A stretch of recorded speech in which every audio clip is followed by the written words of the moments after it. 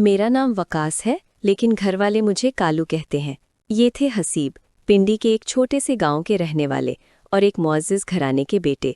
वालिद साहब का रंग गंदमी था और अम्मा जी गोरी चट्टी थीं। जब उनके बहन भाई पैदा हुए तो सबके रंग निखरे हुए थे, लेकिन जब हसीब की बारी आई तो कुदरत ने उन्हें सांवला रंग दे दिया। यूं उनका नाम ही कालू पड़ गया। हसीब ने 9वीं जमात का इम्तहान अच्छे नंबरों से पास किया। उस वक्त उनकी उम्र कोई 18-19 बरस थे। उनके अच्छे नंबर देखकर वालिद बहुत खुश हुए और फैसला किया कि हसीब को आगे पढ़ने के लिए कराची भेज दिया जाए। कराची में उनकी एक खाला रहती थीं, वो बहुत खुशहाल थीं। जब उन्हें पता चला कि हसीब पढ़ने कराची आ रहे हैं तो उन्होंने उन्हें अपने घर रख लिया। खाला के 3 बच्चे थे, फरहाना, नूरिया और आमिर। फरहाना पहले साल में पढ़ती थी, नूरिया 10वीं जमात में थी और आमिर 5वीं में। खाला के घर उनकी एक नंद माहीन भी रहती थी, जिन्होंने 2 साल पहले MA इंग्लिश किया था और नूरिया ही के स्कूल में पढ़ाती थी। खाला ने हसीब का दाखिला भी उसी स्कूल में करवा दिया और वो सबके साथ स्कूल आने जाने लगे। खाला का घर 2 मंजिला था, छत पर 2 कमरे और एक बाथरूम था।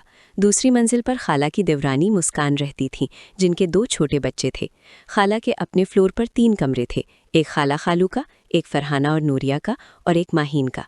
एक बड़ा हॉल था जिसके साथ ही बावर्ची खाना था और सब वहीं बैठकर खाना खाते और टीवी देखते। एक मेहमान का कमरा था जहां हसीब सोते थे। खालू अपने भाई के साथ गारमेंट्स की फैक्ट्री चलाते थे। वो सुबह 10 बजे निकलते और रात 12 बजे के बाद वापस आते। हसीब एक हफ्ते में ही सबसे घुल मिल गए और घर के एक फ़र्द की तरह रहने लगे। उनकी ज़िंदगी एक रूटीन में ढल गई। सुबह वक्त पर उठना, नाश्ता करना, सबके साथ स्कूल चले जाना और फिर वापस आकर थोड़ा आराम करना, फिर होमवर्क करना। उसके बाद उनका ज़्यादातर वक्त फिल्में देखने में गुजरता। खाला कभी कभार छोटे मोटे काम कह देती और बाजार से सामान मंगवा लेती तो वो हंसते हंसते वो काम कर देते। इतवार का दिन था, इस दिन छुट्टी थी, घर में डिश एंटीना था। हसीब हॉल में बैठे एक फिल्म देख रहे थे कि अचानक घंटी बजी। वो दरवाजे पर गए और दरवाज़ा खोला तो सामने एक हुस्ने मुजस्सम लड़की खड़ी थी। हसीब का मुंह उस लड़की की खूबसूरती देखकर खुला का खुला रह गया। लड़की भी उनके चेहरे को देखने लगी। हसीब सांवले ज़रूर थे, लेकिन उनके नैन नक्श तीखे थे। जो भी उन्हें देखता था नज़र नहीं हटा पाता था। वो काफ़ी पुरकशिश और खूबसूरत थे। उनकी आंखें काफ़ी बड़ी और नशीली सी थीं। जो भी उनकी आंखों में देखता था खो सा जाता था। हसीब गौर से लड़की का चेहरा तकने लगे तो वो शर्मा गईं और घबराकर जल्दी से अपना दुपट्टा अपने चेहरे के आगे कर लिया। लड़की ने अपना चेहरा ढका तो हसीब को होश आया। वो शर्मा गए और बोले, जी किससे मिलना है? लड़की बोली, माहीन से, मैं उसकी सहेली हूँ। लड़की की आवाज़ बहुत प्यारी थी। हसीब लड़की के सामने से हट गए और कहा, अंदर आ जाए, माहीन अपने कमरे में है। वो उनके पास से गुजरी और माहीन के कमरे की तरफ चली गई और हसीब उस लड़की की तरफ देखते रहे। वो लड़की माहीन के दरवाजे पर पहुंचकर रुकी और दरवाज़ा खटखटाया तो माहीन ने अंदर से पूछा, कौन? उस लड़की ने कहा, माहीन दरवाज़ा खोलो, मैं शहनाज हूँ। दरवाज़ा खुला और माहीन ने उसे गले लगा लिया और फिर दोनों अंदर चली गईं और दरवाज़ा बंद कर लिया। हसीब भी माहीन के कमरे की तरफ गए और आहिस्तगी से दरवाजे का हैंडल घुमाया, शायद खुल जाए, लेकिन दरवाज़ा अंदर से ताला लगा था। सोचते सोचते उनका ध्यान खिड़की की तरफ गया, शायद वहाँ से कुछ देख सकें। तो वो आहिस्ता कदमों से खिड़की के करीब पहुँचे तो पर्दा थोड़ा सा हटा हुआ था। उन्होंने बड़ी एहतियात से अंदर झांकना शुरू किया। जैसे ही उनकी नज़र अंदर गई तो अंदर माहीन और शहनाज दोनों बिस्तर पर बैठी थीं। माहीन ने हंसते हुए पूछा, क्या हाल है तेरा और इतना दिन कहाँ गुम थी? शहनाज हंसी और बोली, सब बताती हूँ, पहले ये बता तेरे घर में ये नया लड़का कौन है? माहीन ने बताया कि मेरी भाभी का भांजा है और यहाँ पढ़ने आया है। शहनाज बोली, बहुत प्यारा लड़का है। माहीन हंसी और बोली, काला भी है। शहनाज हंसते हुए बोली, कुछ भी हो, लड़के में कुछ तो बात है। फिर उसने कहा, लेकिन इसकी आंखें मर्दों वाली हैं। इससे नज़र मिलते ही मेरे दिल की धड़कनें तेज़ हो गई थीं। ये सुनकर माहीन को थोड़ी हैरत हुई और उन्होंने पूछा, क्या सच में तेरे साथ ऐसा हुआ? शहनाज का चेहरा शर्म से सुर्ख हो गया और वो बोली, माहीन मैं मजाक नहीं कर रही। अच्छा तू बता, तेरे रिश्ते का क्या बना? शहनाज का मुंह लटक गया और बोली, कुछ नहीं बना। माहीन बोली, क्या मतलब? शहनाज बोली, कुछ नहीं यार, लड़के की माँ को मैं पसंद तो आई, लेकिन मेरी उम्र सुनकर उसने इनकार कर दिया। माहीन बोली, ये तो बहुत बुरा हुआ। शहनाज बोली, हाँ यार, मुझे तो ऐसा लगता है कि मैं कंवारी ही मर जाऊंगी। माहीन बोली, सब्र कर यार, कोई अच्छा रिश्ता मिल जाएगा।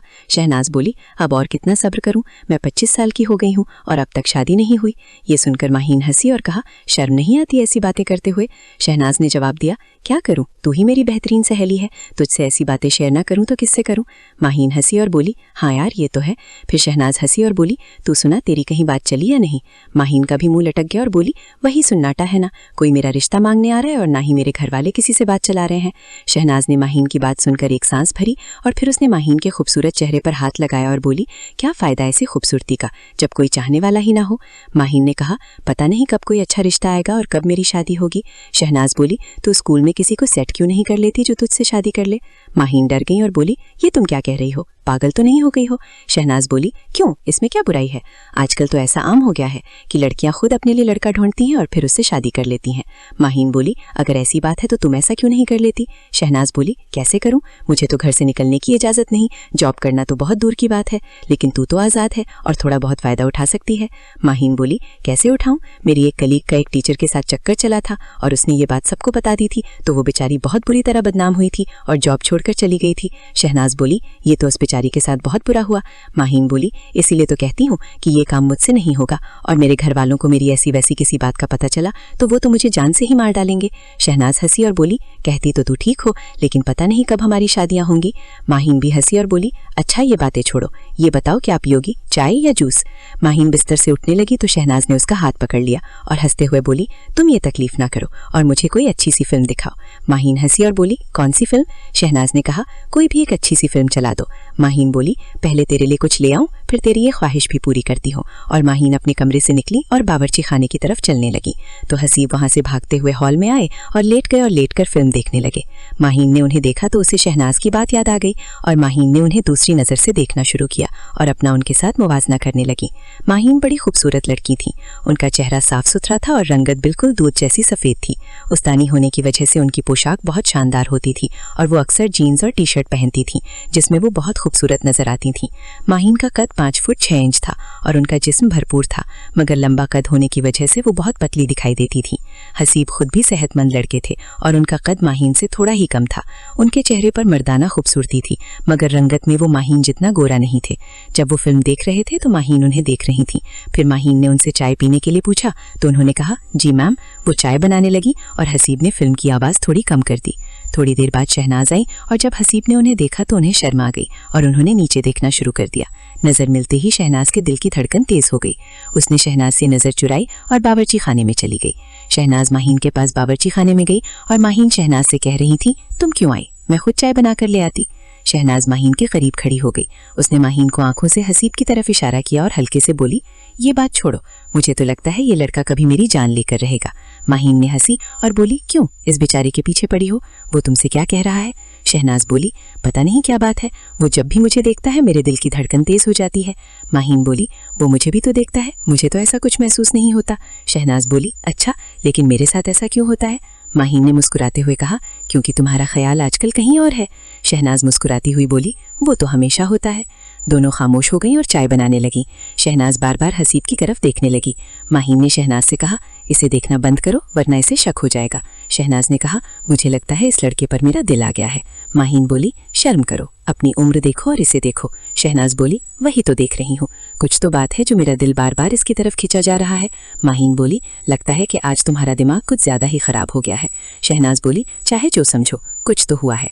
इतने में माहीन ने चाय बना ली और शहनाज से कहा, चलो बकिया बातें कमरे में चलकर करते हैं। माहीन ने 3 कपों में चाय डाली और एक कप साइड में रखकर हसीब से बोली, कालू, चाय बन गई है, अपना कप ले जाओ। तो उन्होंने कहा, जी मैम। माहीन ने अपनी चाय उठाई और शहनाज के साथ अपने कमरे में चली गई। कमरे में जाकर माहीन ने शहनाज को चाय दी और दरवाज़ा अंदर से ताला लगा दिया। हसीब फिर से अपनी चाय लेकर खिड़की के पास गए और अंदर देखने लगे।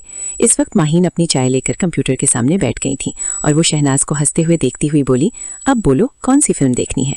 शहनाज माहीन के करीब होकर बैठते हुए बोली, कोई नई फिल्म लगाओ जो मैंने ना देखी हो। माहीन ने हंसते हुए कहा, ऐसी तो कोई फिल्म नहीं है मेरे पास। शहनाज बोली, कोई अच्छी सी फिल्म दिखा दो। माहीन ने एक फाइल खोली जिसमें मुख्तलिफ फिल्में थीं। माहीन सर्च करने लगी और फिल्मों की तस्वीर को ऊपर नीचे करने लगी। शहनाज ये सब गौर से देख रही थी और उसने एक तस्वीर देखकर माहीन से कहा, ये फिल्म चला दो।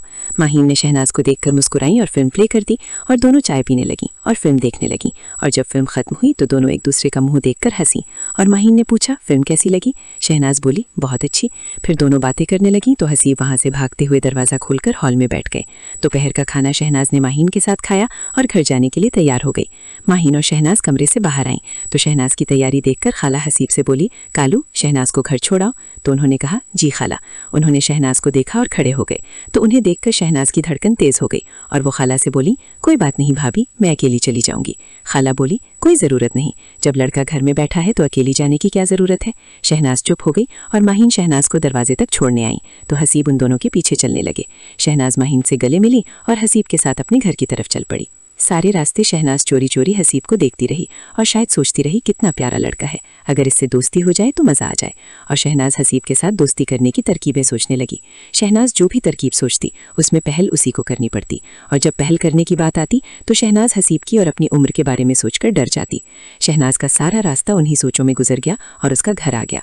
शहनाज ने डोरबेल बजाई तो उसकी अम्मा ने दरवाज़ा खोला और हसीब को देखकर बोली, ये लड़का कौन है। शहनाज बोली, ये भाभी का भांजा है और मुझे घर छोड़ने आया है। शहनाज की अम्मा हसीब से बोली, अच्छा बेटा अंदर आ जाओ, चाय पी कर जाना। उन्होंने कहा, नहीं आंटी, मैं घर जा रहा हूँ। तो शहनाज ने उन्हें घूर कर देखा और बोली, पहले चाय पी लो फिर चले जाना। हसीब बोला, ठीक है शहनाज, मैं चाय पी कर जाऊँगा। तो शहनाज ने मुस्कुराहट की और बोली, अम्मा आप चाय बनाएं, मैं लेने आ जाऊँगी। शहनाज का घर